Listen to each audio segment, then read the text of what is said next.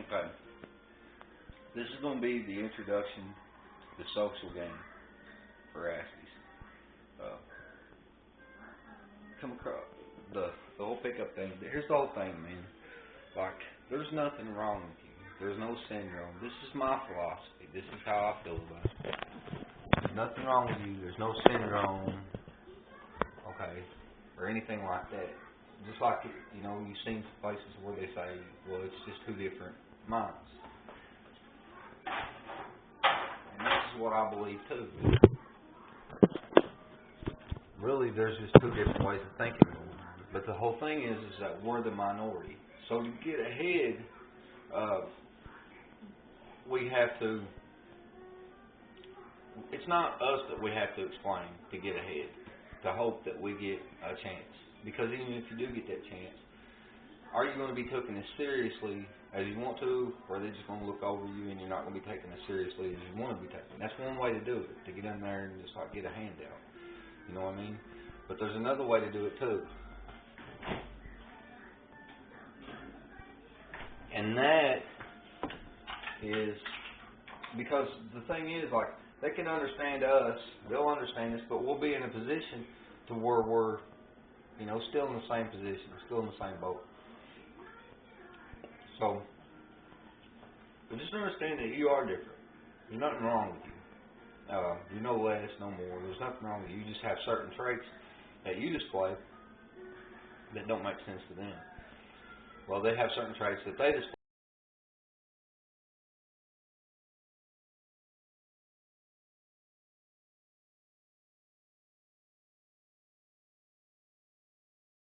It feels like they are less endowed, not us.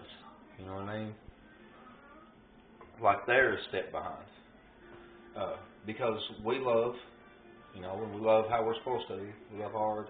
We're more forgiving, even though we do get aggravated and get mad. We are more forgiving because we're more rational. We're more rational minded. So, with that being said, it seems like an evolution to me more than it is anything. The evolution of the human mind. Now, these are just my theories, and everybody knows Aspergers, so these are my theories.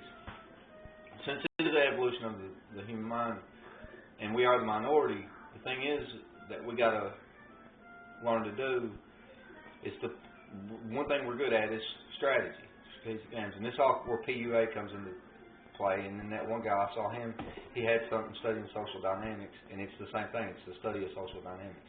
Really, all you have to know is that don't explain yourself to them. That's unattractive. If you go out there explaining yourself to them, we don't want to be unattractive. The main goal is to be attractive. Because if you're the most attractive guy in your life, you're the most one getting ahead. How do you become the most attractive? It's the most socially intelligent. The guy that has more control over the social situation. Okay? Well, with an Aspie mind, now they're walking around naturally doing it, vibing and stuff.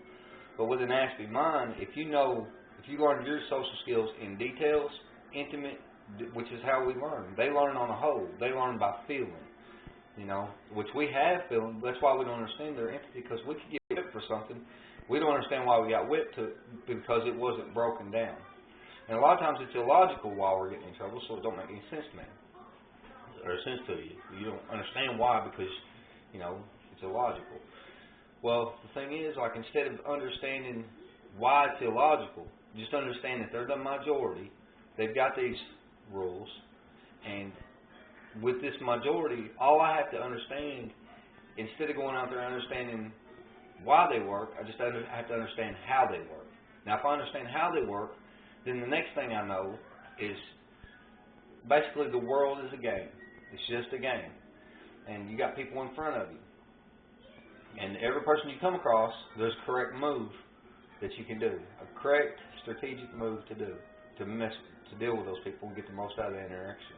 And 95% of the time you can go into a social situation and you control the outcome. You know what I mean? You always control the outcome because you're the one that decides how to behave. And sensory input is a bitch.